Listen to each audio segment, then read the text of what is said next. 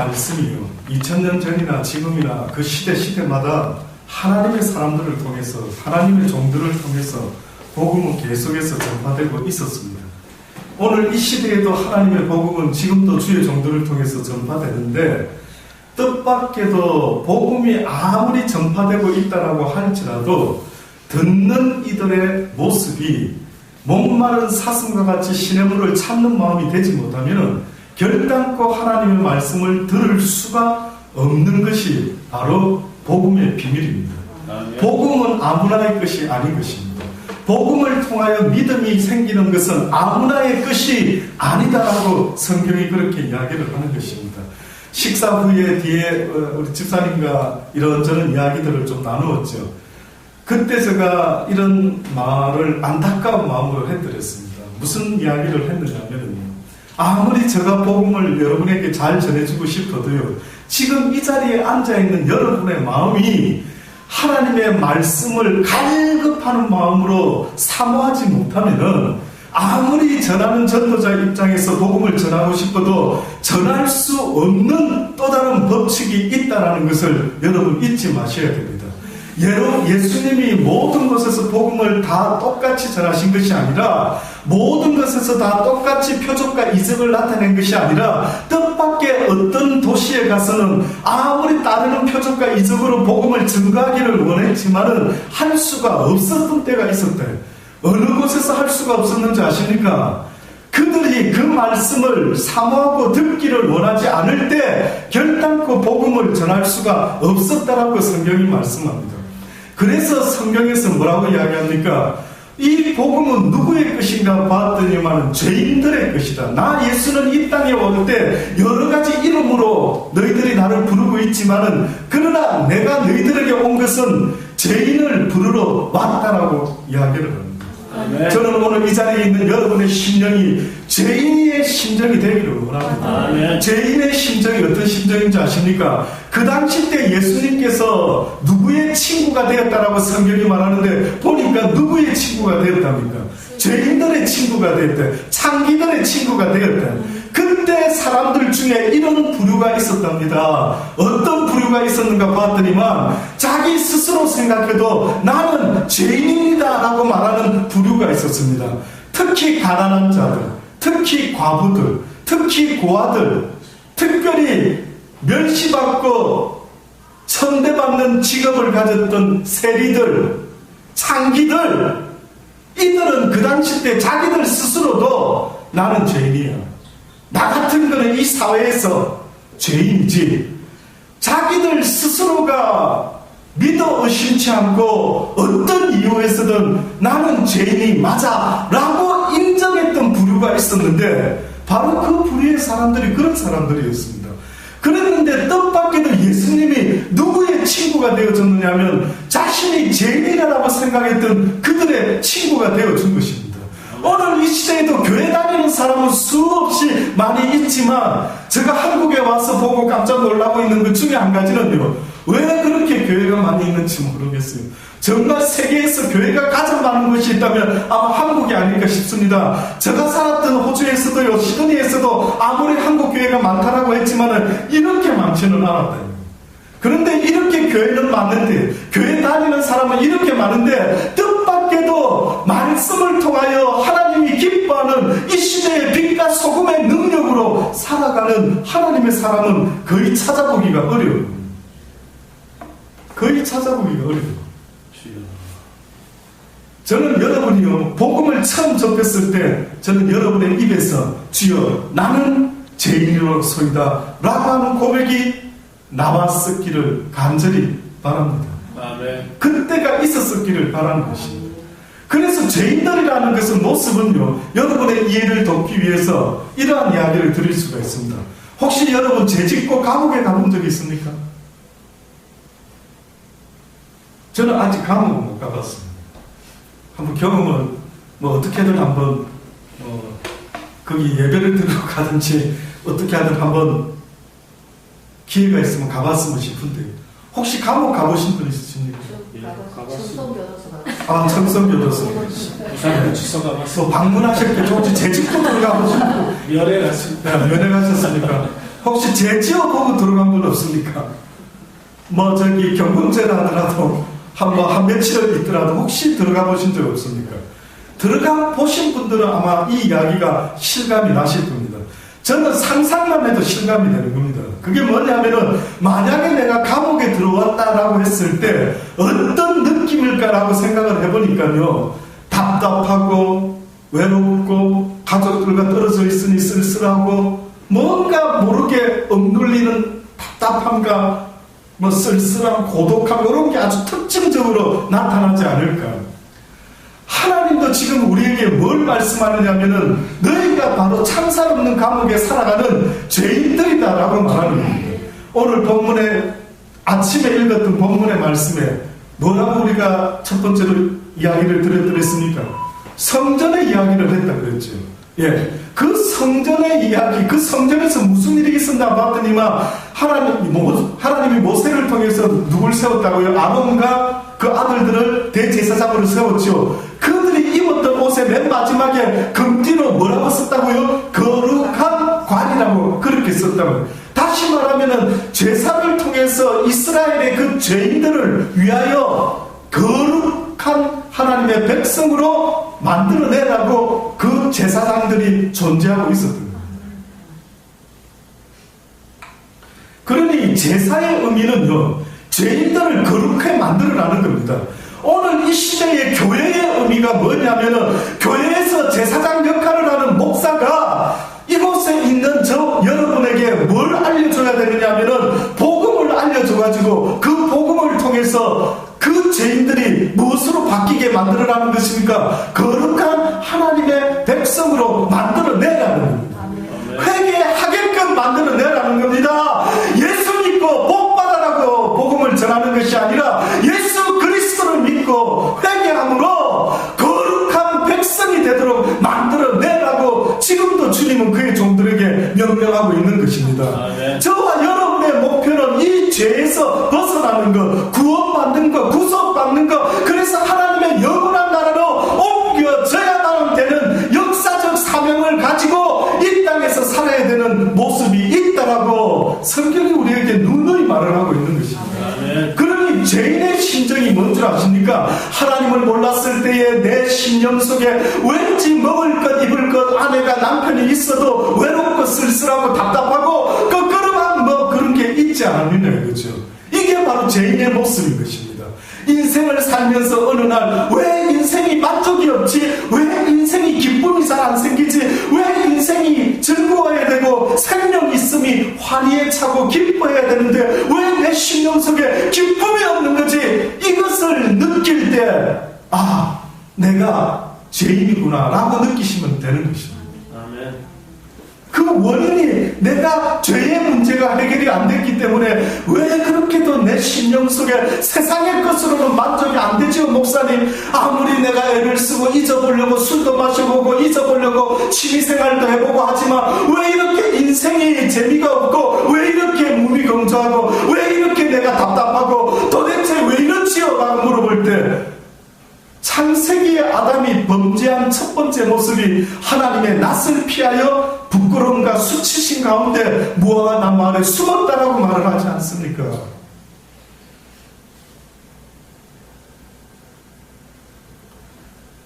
그래서 죄인임을 깨닫게 된 사람들이 하나같이 부르짖어야 될 게 하나님, 나를 지으신 하나님이시여 나에게 구원자를 보내주옵소서.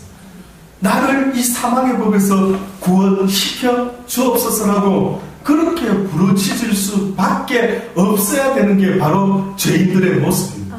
근데 예수님 당시 때 뜻밖에도 세리나 창기나 가난한 자나 나그네나 고아 이들이 뜻밖에도 그런 것을 느껴가지고 누구를 필요로 했느냐 하면은 메시아를, 구원자를 필요로 했던 것입니다. 그래서 예수님이 뜻밖에도 바리새인들의 친구가 될 수가 없었고 제사장들이나 서기관이나 율법학자의 친구가 될 수 없었던 이유는 그들은 자기 스스로 죄인이라고 말한 것이 아니라 자기 스스로 나는 저 인간보다는 낫지, 나는 의인이야 라고 스스로 생각했기 때문에 하나님이, 예수님이 그들과 상관이 없었던 것입니다.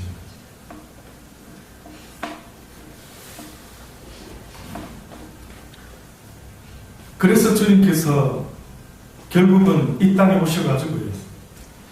제가 오늘 오후 예배 전에 앉아서 묵상을 하며 기도를 잠깐 하는데요.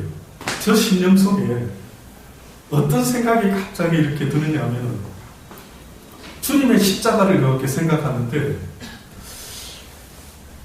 구약의 하나님의 모습, 그 모습만 가지고도 하나님이 나 하나님이야 라고 이렇게 밀어붙이셔도 어떤 인간도 반대할 자가 없을 텐데 내가 너희를 지은 자야, 나는 전능자야, 나는 권능이 있어, 능력이 있어 이렇게 말씀해도 누가 그 하나님 앞에 반론할 인생이 아무도 없을 텐데 왜 굳이 그 모습을 유지하지 않으시다가 어느 날 갑자기 육신을 입고 이 땅에 오셔가지고요, 너희들의 죄 때문에 내가 십자가에 달려 죽어주노라.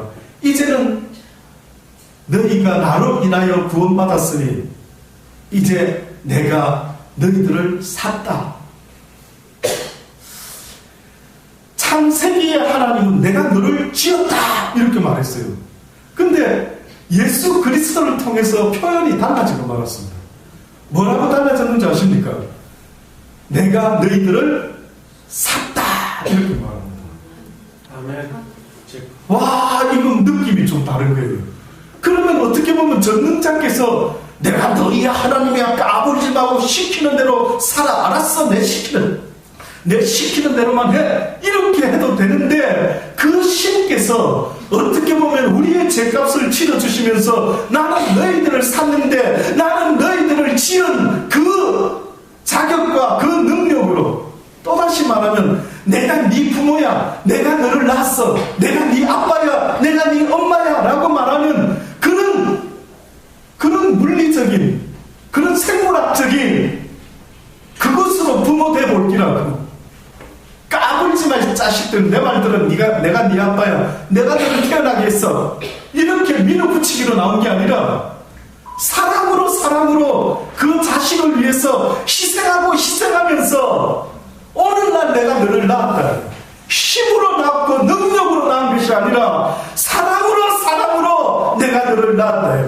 아들아, 내 사랑하는 딸아, 내가 육신의 부모 자격이 있는 것이 아니라 내가 너를 이렇게 먹이고 입혔으니, 내가 너를 이렇게 사랑했으니, 내가 이렇게 너를 아끼고 있으니 내가 바로 마땅히 너의 부모가 되어야 되지 않겠느냐. 와, 갑자기 앉아있는데 그 생각이 들어오는 겁니다.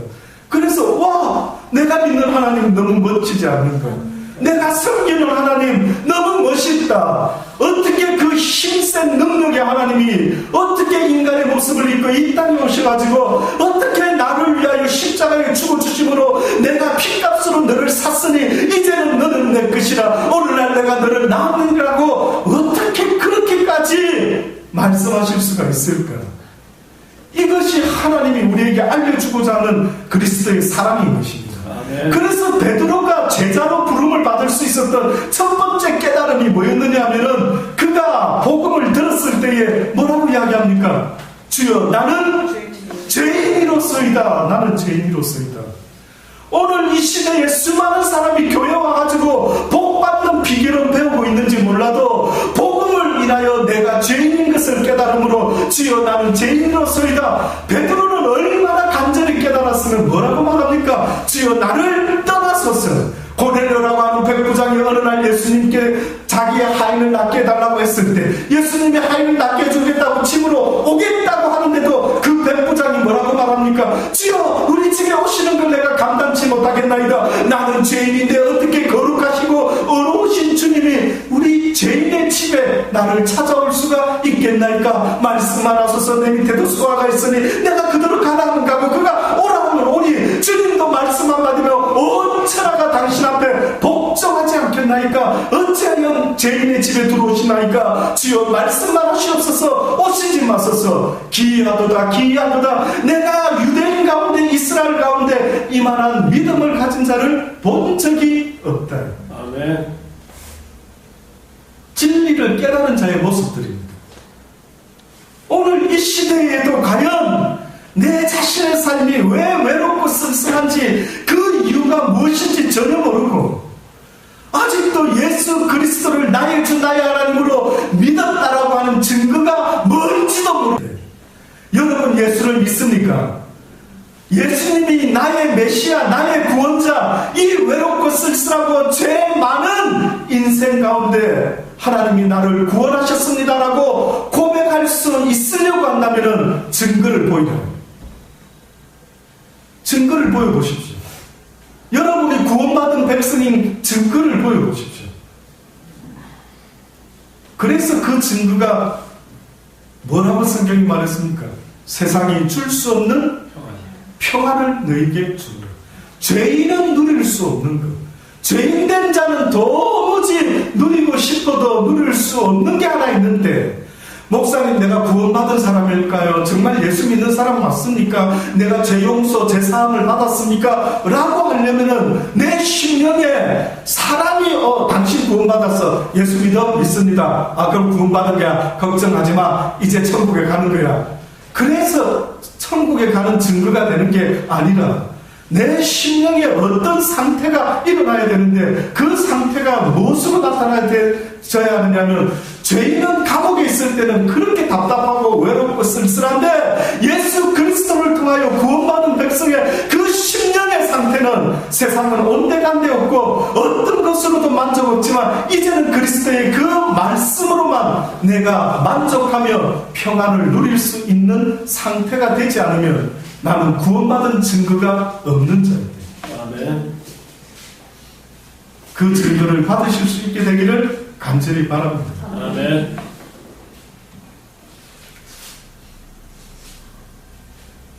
성전 이야기를 하셨댔죠. 예수님을 고소하던 자들이 아침에 우리가 예배 시간에 들었던 것처럼 예수님을 고소하려고 했던 말 중에 첫 번째가 뜻밖의 그 대제사장 가야바에게 끌려오셨던 예수님이 첫 번째로 들었던 소리가 저자가 이 성전을 헐라. 그러면 내가 사흘 만에 일으키겠다. 저자가 그런 황당한 소리를 했나이다 라고 했을 때, 아침에도 말씀드렸던 것처럼 오늘 이 시대에 하나님 우리에게 교회를 헐어라, 성전을 헐어버리라. 너무 중요해서 또다시 말씀드립니다. 너무 중요해서. 요한복음 2장에 13절로 말씀드렸지요. 아침에 보았습니다. 6월절이 가까울 때 예수님께서 예루살렘에 올라가셨다 했습니다. 그때 보니까 성전 안에서 소와 양과 비둘기 파는 사람들과 돈 바꾸는 사람들이 앉아있는 것을 보시고 예수님이 어떻게 하셨다고요? 노끈으로 채찍을 만들어가지고요, 양이나 소를 다 성전에서 내어 쫓으시고 돈 바꾸는 사람들의 돈을 어떻게 했다고요? 쏟으시고 상을 다 뒤집어 엎었다. 이거는 너무 중요한 이야기입니다, 여러분. 이 사건은 도대체 내 마음을 온유하고 겸손하다고 할 때 우리 생각에는 온유한 사람이 할 수 있는 모습이 아닙니다. 온유한 사람은 저렇게 하면 안 되죠. 말로 점잖게 달려야 되죠. 그런데 온유하다고, 온유의 상징이고 겸손의 상징인 예수님이 어느 날 성전 안에서, 그것도 하나님께 제사를 드리기 위해, 죄사함을 얻기 위해 재물을 사고 파는, 양을 사고 파는 이런 일들을, 좋은 목적을 가지고 하고 있는 이 일들을 갖다가 다 뒤집어 엎었던 겁니다. 굉장히 뭔가 있는 거 안 같습니까? 무슨 이유가 있겠대. 그런데 보니까 예수님이 이때 하신 말씀 기억나죠? 뭐라고 했다고요? 내 아버지의 집으로 장사하는 집을 만들지 말라. 내 아버지의 집은 뭐 하는 집이라고요? 만민이 기도하는 집이에요. 모든 이가 하나님을 바라보고 기도하는 곳, 이것이 바로 내 집이죠. 그때에 중요한 이야기였습니다. 제자들이 성경 말씀에 주의 전을 사모하는 열심히 나를 삼키리라 한 것을 기억하더라. 팔을 뒤집어 엎는 예수님의 모습을 제자들이 다 지켜보고 있더니만은요, 갑자기 어떤 말씀이 생각났답니다. 무슨 말씀이 생각났나 보니까 예수님이 언젠가 이런 말씀을 했대요. 너희들이 교회에 대한 열심이 오히려 나를 삼키는구나. 오히려 나를 망치는구나. 그렇게 해요. 당시에 제사가 시작된 것은 무엇 때문에 시작됐습니까? 인간의 죄 때문에 됐죠. 아담과 하와가 범죄했을 때 하나님이 짐승의 피를 흘리고 나신 이후에 그 가죽으로 아담과 하와의 가죽 옷을 만들어 주셨댔죠. 첫 번째 희생, 첫 번째 제사는 하나님에 의해서 시작이 되었다고 했습니다. 그 이후로부터 아벨이 제사를 드렸죠. 계속해서 아론의 아들들을 세워서 제사를 지냈다라고 하는 것은 계속해서 하나님은 우리에게 무엇을 씻어야 된다고, 너희의 죄를 씻어야 된다고 계속해서 구약의 제사법이 그 이야기 아닙니까?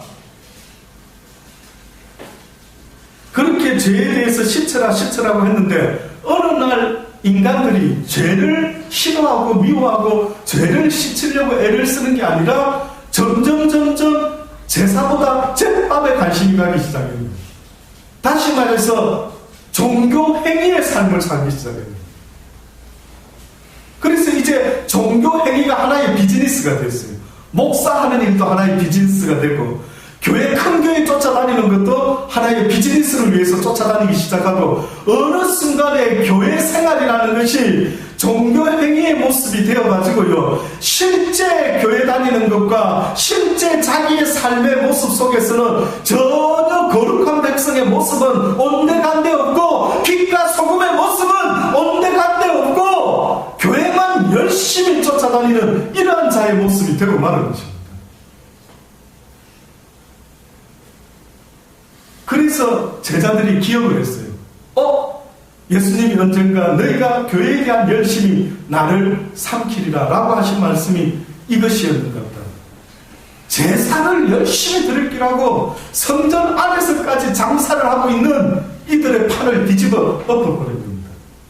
그때 주님이 하신 말씀이 뭐였다고요? 이 성전을 헐라 내가 사흘 동안에 일으키리라. 그때 유대인들이 46년 동안 지은 이 성전을 저가 어떻게 3일 동안에 일으키겠는고 생각했더라. 그러나 그때 예수님이 하신 말씀은 성전된 자기 육체를 가리켜 말씀하신 것이라. 아멘. 결국은 보여지는 유형의 성전을 하나님이 말씀한 게 아니라 보여지지 않는 내 육신의 성전을 이야기했다. 내 심령의 성전을 이야기했다. 이 심령 가운데서 만군의 여호와 하나님이 거할 수 있는 성전이 되도록 하는, 하나님과 함께 동행하는 거룩한 삶, 제사의 삶을 사는 복된 인생이 되어라고 지금도 아멘. 이 땅에서 어떻게 보면 오늘 주님이 우리에게 말씀하신다면 교회를 헐어버리라. 지금도 교회를 열심히 쫓아다니고 전혀 보통 때는 그리스도의 향기가 없는 저들을 위해서 교회를 헐어버려요. 동의하실 수 있습니까? 아멘. 저들에게 교회가 오히려 없는 게 낫겠대요. 그래서 기독교는 종교가 아니라고 했습니다. 기독교는 종교가 아니고요. 기독교는 삶입니다. 삶. 거룩한 백성의 삶. 거룩한 백성의 모습으로 살아가는 삶의 그 모습을 하나님은 이 땅에서부터 천국을 이루며 살아가고 우리에게 말씀하고 있는 것입니다. 아멘. 드디어 시간은 좀 갔습니다만 그 다음에 두 번째, 사실은 오늘 아침에 본문의 말씀에 두 번째 말씀이 뭐였습니까? 예수님이 네가 진짜 그런 말 했냐? 네가 성전을 다 헐고 사흘에 내가 짓겠다 그런 말 했냐? 이렇게 물어볼 때는 묵묵부답이던 예수님이 그 다음 질문에 대해서는 답변을 하시죠. 기억나십니까? 그 다음 질문이 뭐였습니까? 내가 하나님 그리스도입니다. 예, 내가 너로 말을 안 하니까 그 다음에 내가 너로 살아계신 하나님께 맹세하게 하노니. 진짜 쉽게 말하면요, 예수님을 갖다가 말로 올무를 걸어가지고 꼬투리를 한번 잡아보려고 하나님께 맹세를 시킵니다. 그러면서 하는 말이 내가 하나님의 아들 그리스도인지 우리에게 말하라 라고 했더니만 예수님께서 드디어 입을 여시고 뭐라고 말씀합니까? 내가 말하였느니라.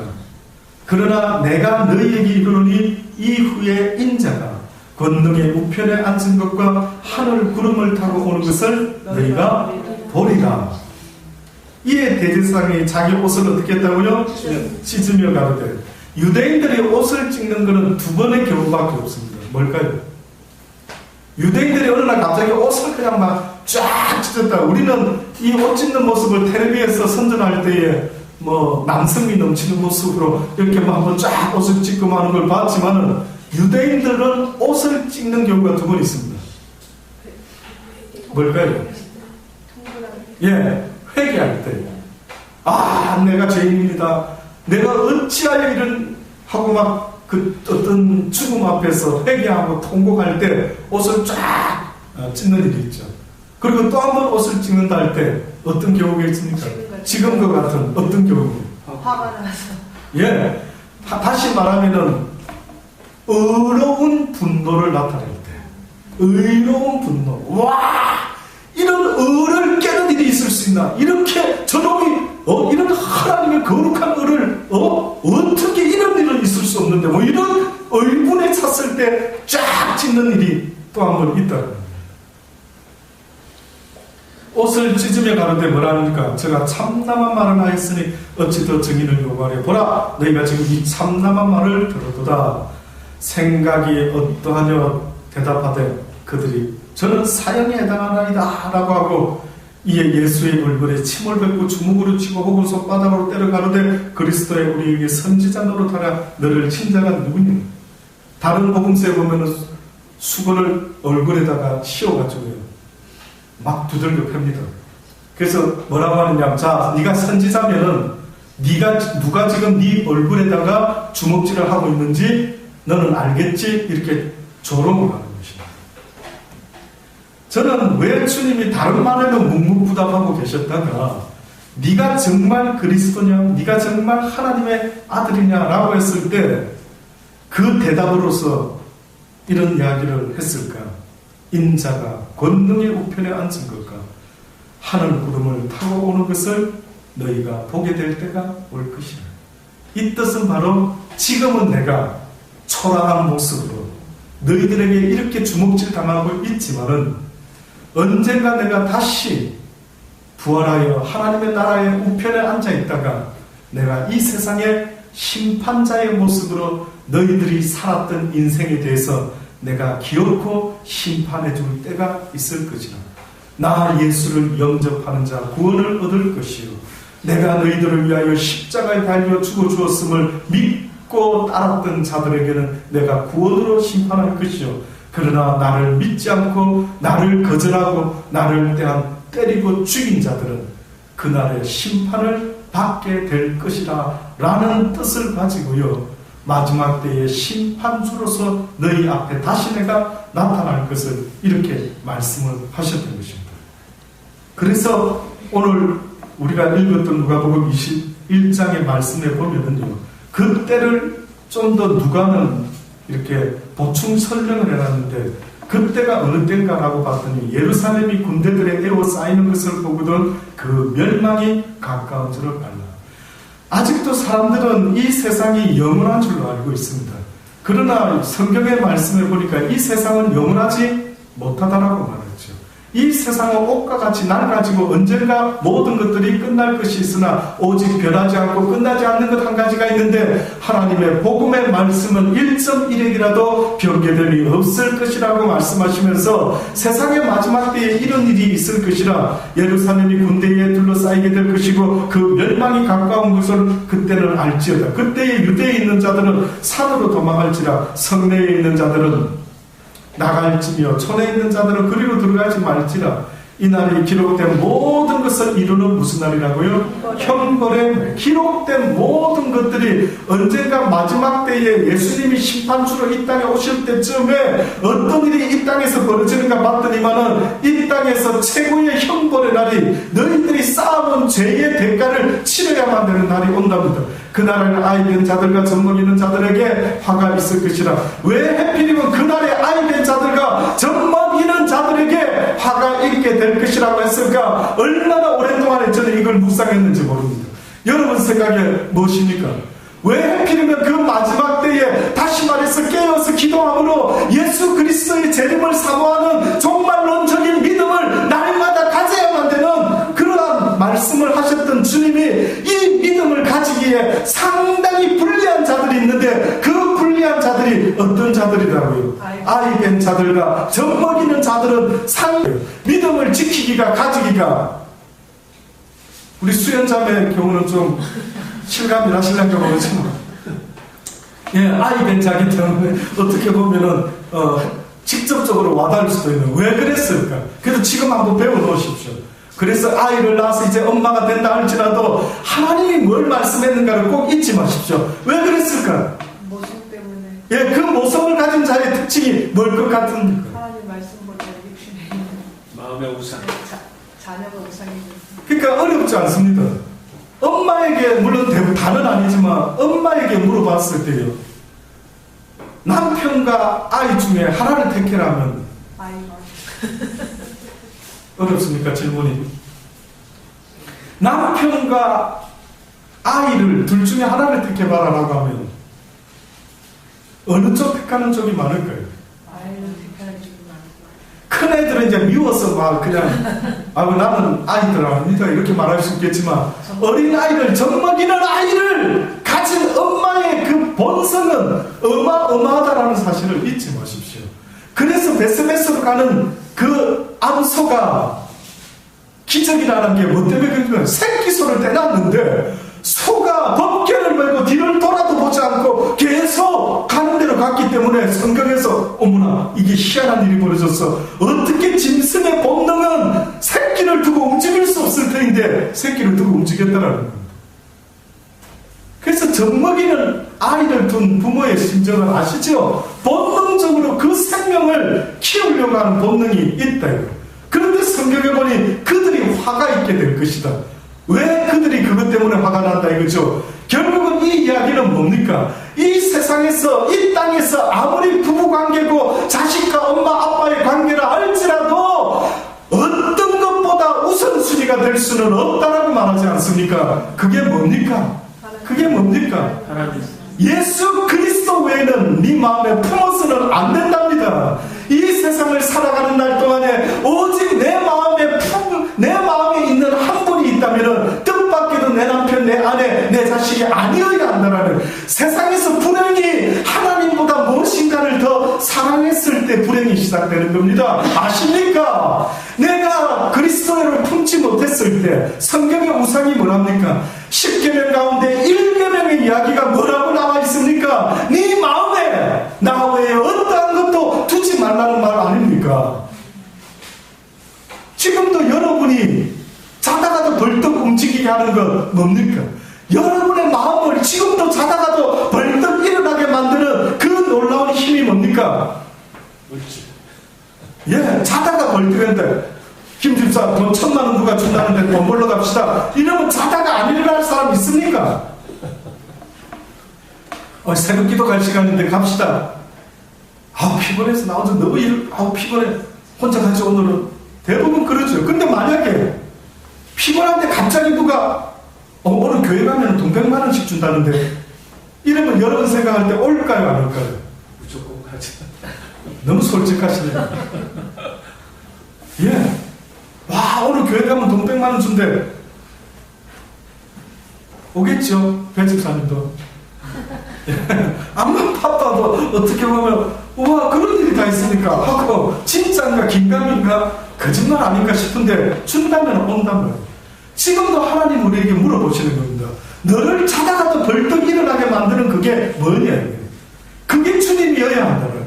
주님이 일어나라 한데 주님이 깨어서 기도하라 하신데 주님이 원한다고 한다면 자다가도 벌떡 일어나서 기도를 할 수가 있어야 되는데 그렇게 하지 못하는 그래서 젖먹이는 아이가 애미가 없으면 그 아이가 내가 없으면 안 돼 라고 말하지만 주님은 나는 네가 없으면 안 된다 이렇게 말씀하고 있는 거죠. 그래서 마지막 때를 설명할 때에 이런 이야기를 하시고 나서 그때에 사람들이 인자가 구름을 타고 능력과 큰 영광으로 오는 것을 보리라.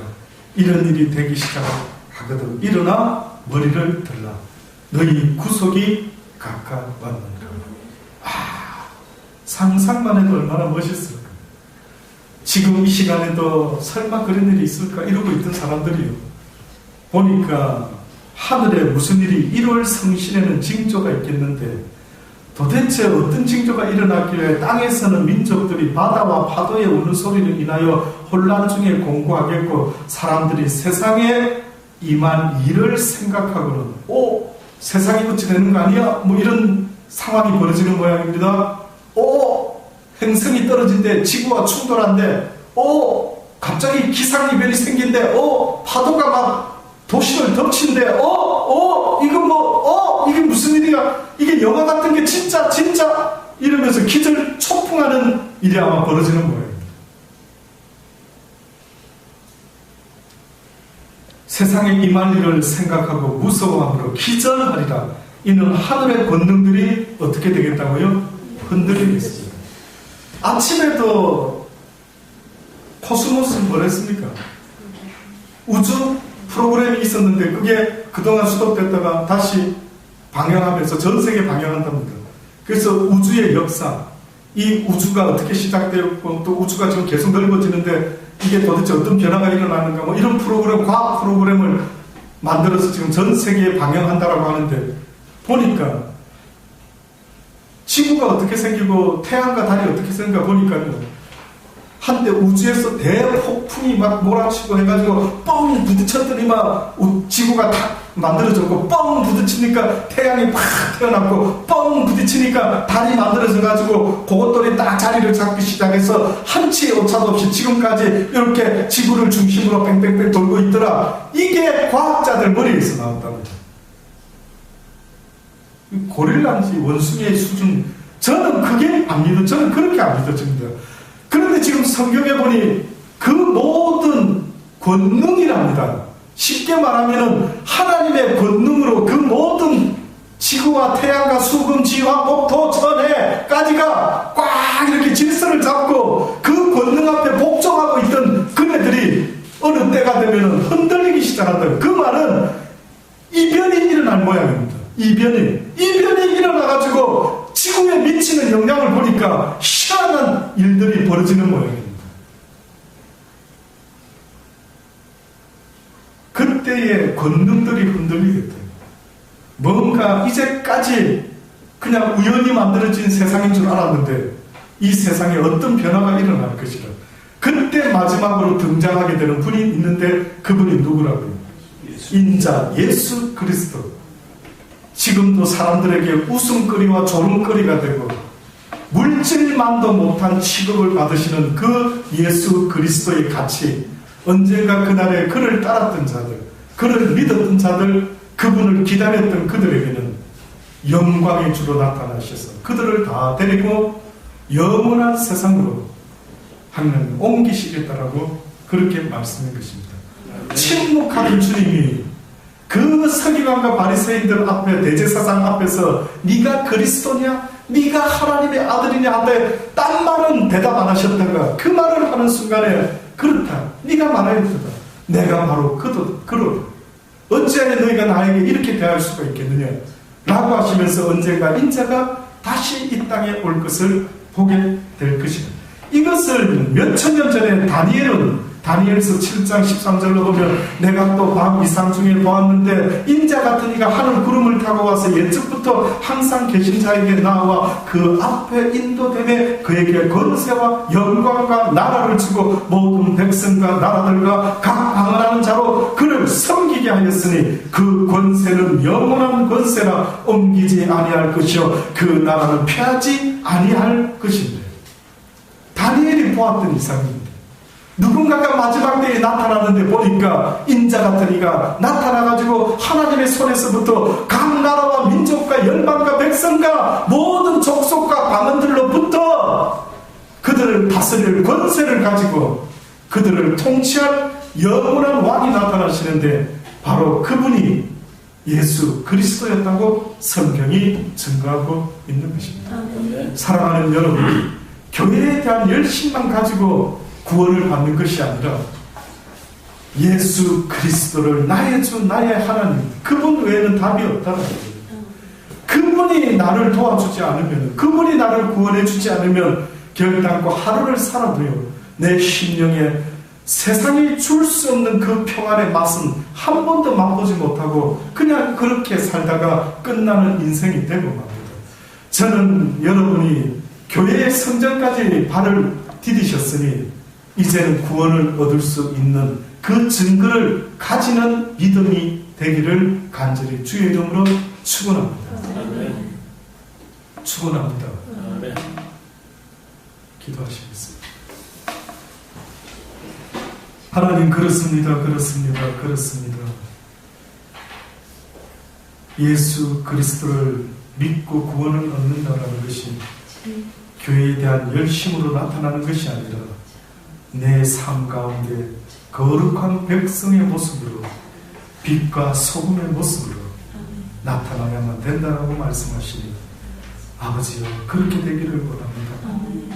말만 주여 주여 하는 자 되지 말게 하시고 나의 인격도, 나의 인품도, 나의 얼굴 모습도 그리스도를 닮아갈 수 있는 자들이 다 되게 하여 주옵소서. 아멘.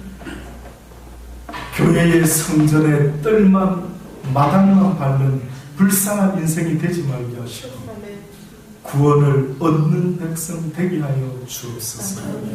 덧없는 세상 살다가 덧없이 끝날 뻔했는데 아버지여, 주를 알게 하시고 주를 불러주셨사오니 죄인 오라 하실 때에 날 부르소서라고 고백하며 주의 구원을 사모하는 모든 백성들에게 아버지여, 영원토록 주가 되어 주옵소서. 아멘. 주의 나라 이 땅에 임할 때에 우리 모두를 기억하여 주시고 어렵고 힘든 가운데 날마다 주를 찾으며 주를 섬기며 주를 부르며 주께 나와 날마다 내 육신을 쳐서 복종시키며 주의 뜻을 이루게 해달라고 기도하는 모든 것들이 그날에 아름다운 연인으로 주님 앞에 설 수 있도록 은혜 베풀어 주옵소서. 아멘. 감사합니다. 예수님의 이름으로 기도드리옵나이다. 아멘.